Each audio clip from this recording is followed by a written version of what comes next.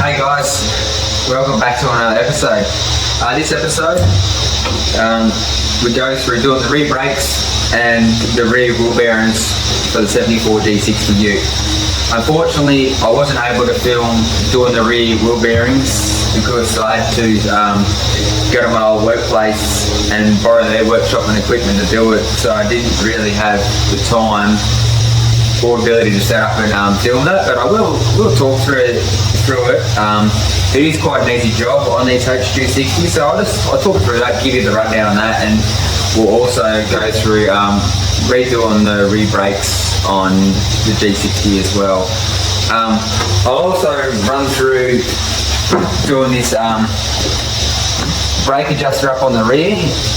They get rust in there, and the little pistons, as you can see on this side here, is rusted into the adjuster itself. I've had it soaking in Kero overnight and it's still stuck in there, so we'll go through that, we'll give that a clean up, we'll get that freed up, and as you can see, that's just a piston stuck in there. That one's come out, won't really turn, so we'll give that a clean up, and we'll put the rear wheel cylinders and shoes on and bolt the axles back in, and I'll touch through doing the wheel bearing replacement on them while we're going. So anyway, stay tuned.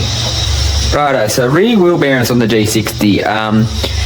As you can see, I've also replaced the 6 wheel studs while I was going. I had trouble getting the brake drum off the car. It's actually one of the hardest brake drums I've had to remove. So with a couple of stripped wheel nuts already on there, you might have been able to clean up with the die nut, but I wasn't too confident. The easiest way was just to punch the 6 studs out, replace them while I was going, and that would have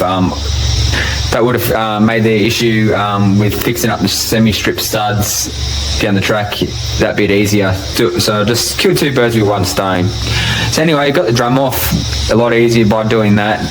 To do the rear wheel bearings on these, once you got your brake drum off, it's just six bolts holding your bearing cage to the axle flange on the end of the axle. Undo them and slip the axle out. Be mindful that between the bearing housing and the axle there is shims, and they are of various thicknesses, so be mindful and keep them for their adjacent side. So whatever shims come out the left side, keep for the left, whatever come out for the right, keep for the right. That just has to do with your bearing end float and all that stuff, so it's quite important. This axle is okay, I can't feel that with my finger, so it's just more of a mark where the axle seal's been. So anyway, what you do, there's a tooth locking tab around here, so just work out which ones it's locked up into this nut, tap that down with a tool or a big hammer and a cold chisel, start driving this nut to loosen it off, and once that's off, you might be lucky and be able to use a bit of wood on the end of the axle, turn the axle up 180 and sort of drive the splines into a bit of wood on the ground, and that might remove the bearing. But you might also need a workshop press too, which I found was needed in this case. It took around 35 tonne to get these bearings moving. In all fairness, they hadn't been off for who knows, the cars have been on the road for 30 years, so a little bit of water in there doesn't help. So anyway, I got them off. Once that's off, it's just a case of knocking out your bearing outer race out of the housing, and your seal out the back. So replace the seal that's up under here, comes in the wheel bearing kits, replace that, drive your new outer bearing cone in, pack your wheel bearing. Be mindful on the end of the axle shaft around the flange where the seal suits, just above that there's a little steel machine ring that's called the seal spacer, so that has to be on there when you put it back together. It sits below the bearing and the little flange up on the back of that one, so just make sure that's there when you put it back together. When you're putting it back together, it's reverse procedure, so once the bearing's back in, put your lock and washer in there and tighten this nut up. It's around 250 foot-pound, I think it is, or newton meters. Can't remember which one it is, but it's meant to be pretty tight. I don't have a tool to do it. I'm in the process of making one up, but I just used a big lump hammer and a coal chisel and just drove it till it wouldn't go anymore. They weren't torqued up the spec, the ones that are in there, because a few little taps got that the locking nut loose, so they definitely weren't torqued up the spec properly anyway. So anyway, they're nice and tight now. It's quite an easy job on the H260s, so you shouldn't have no issues doing that. Righto, this bugger, the rear brake adjuster. As I mentioned, they have a tendency to rust up when sat around for a while, especially if they've been farm cars doing a bit of water. So anyway, that one was nice and free anyway, but that is the same part in this side here. They just use that adjuster bolt there has a arrow sort of shaped pointy tip on it. As further you wind it in, the further it pushes these little adjuster pins out. This one's fused in there, so I had it soaking in Caro overnight, and it's sort of semi freeing up. It's not really free as such, but I'll get that out and we'll see where we go from there.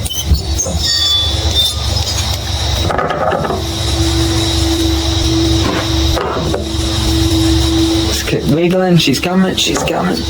There it is. So that's out. So what we do now, we'll give that a linish with some hard sandpaper, then finish off with a nice fine one. And I've also got this little brush to jam up inside there.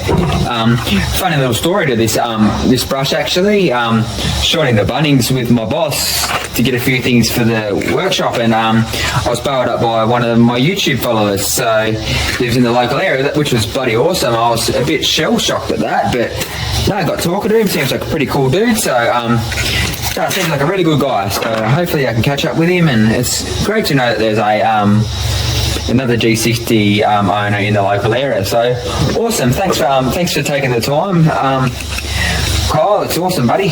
Cheers, man. So anyway, we'll hook that wire brush up in there. It's a bit of inox and jam it down there, both sides. Try and get it up on the thread a bit too. Might fray that up. There we go. Makes a lot of difference just with a little bit of spray. So I'll wind that all the way in as far as I can. I'll get the drill in there and give that a bit of a clean.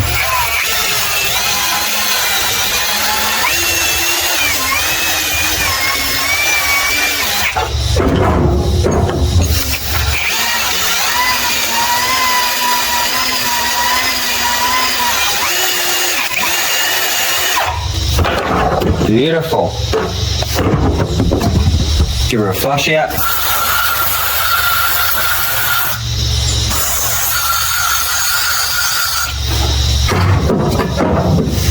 Give it a bit more, won't it?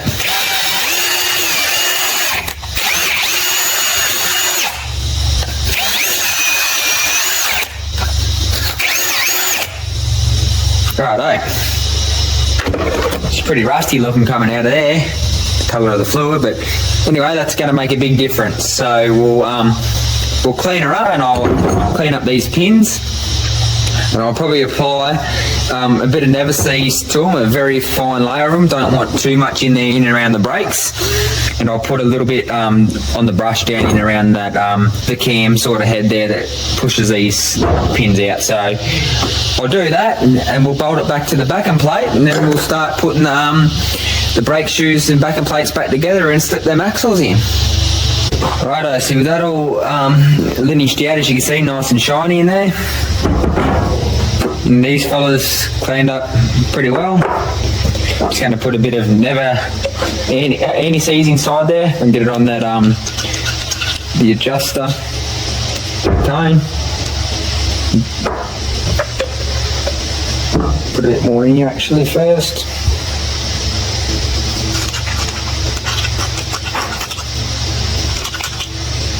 Not too much. And they do go in a particular way. So obviously, I don't know if you can see that, guys. See the adjuster bolt that comes out? So they go that way. insert it like that. Beautiful. Just give her a little bit of a turn while she's in there, just to get that copper anti-seize around. Beauty. So that's that. That's that back together. Now we'll bolt her up to the backing plate. There is a boot nut I've got off that. It's still in good nick, so we'll whack that on at the end because you can't do it till it's on the backing plate. So we'll bolt her up.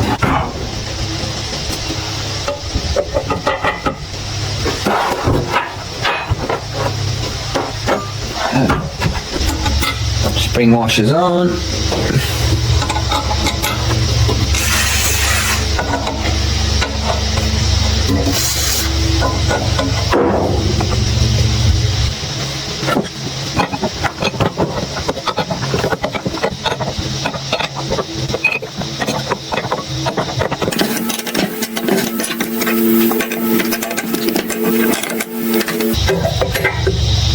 Right, they're tight enough for now, so I'll check them when they're in the car and give them a good tighten up then, but they're where they need to be. So anyway, it's time to bolt that back in the car. We'll do the wheel cylinders and that when it's back in the car, just a bit easier. Backing plate on. Axle seal's already in there. Oh, very, very tight on these. I actually broke my hammer trying to get them out, so you might have saw in my swivel hub rebuild video. As per any seal, pack the seal lip with grease just so it doesn't burn out.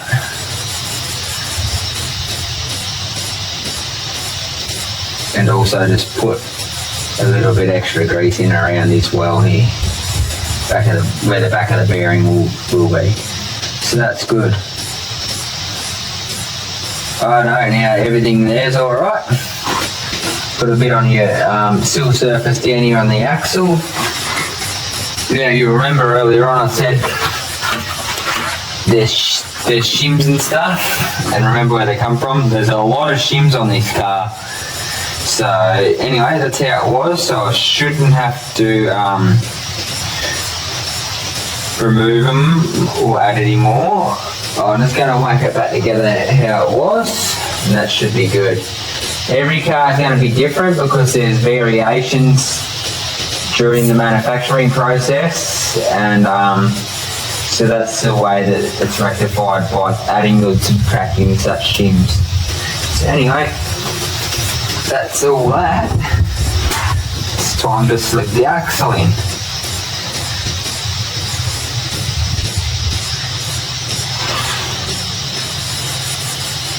Be careful not to damage that axle seal, support it as best as you can. It's in the diff now.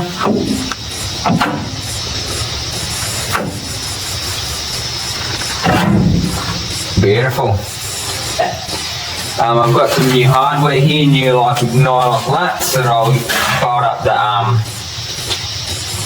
the bearing cage to the axle now, and then I'll clean up any excess grease that might have come out during the install process. So righto, same again for this side. Back and plate on.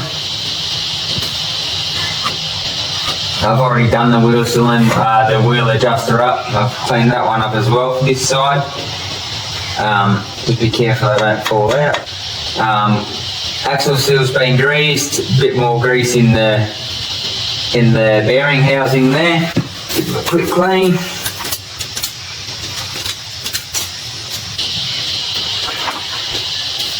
Slip them on there.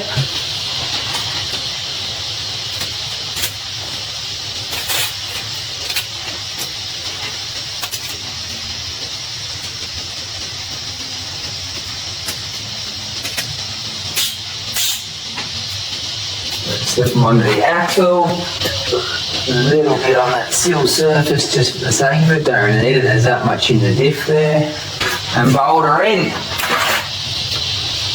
Same as the other side, just support it as best as you can, put it in. They aren't light, they do have a bit of weight to them, so just do your best you can.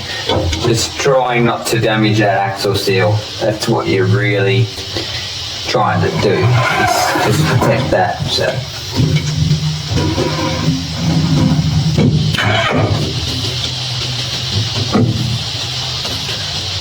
third.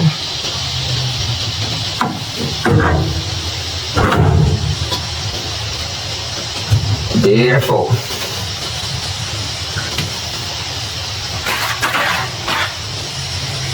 Using the new hardware, bolt her up.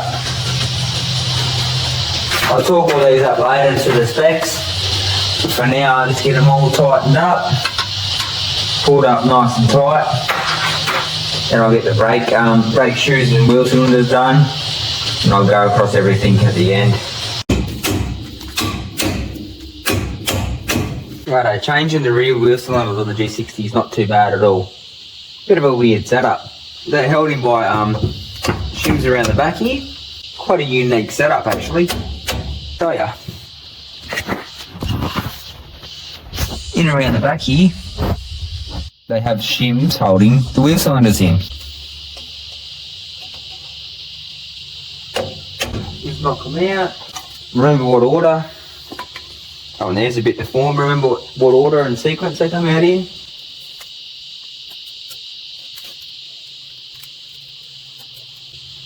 That's them. So that's how they come out. Pull that bad boy out. Your wheel cylinder. Put this rubber boot on. Push it through like that. Then just pop your shims back in the order that they come out. So that one first. Got a second. They can be really tight too to get out and get back in. Sometimes they can want to distort, just like this one here is, which I'll give that a bit of a tap with a hammer and reshape her and put her in, good as I can get it.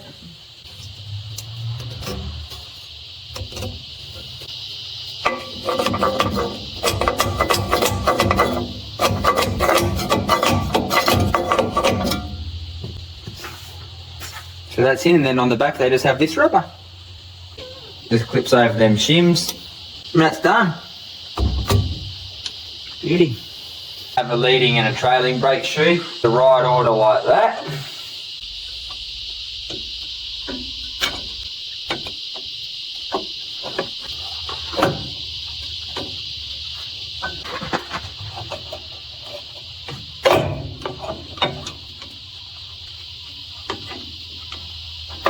Into the wheel cylinder at the top. Get the spring up behind the adjuster. It's in the adjuster there.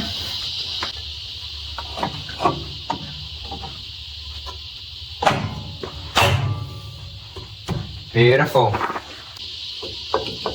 Right in there.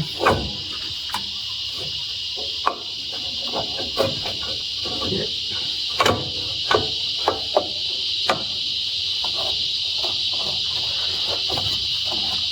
Give her a pull.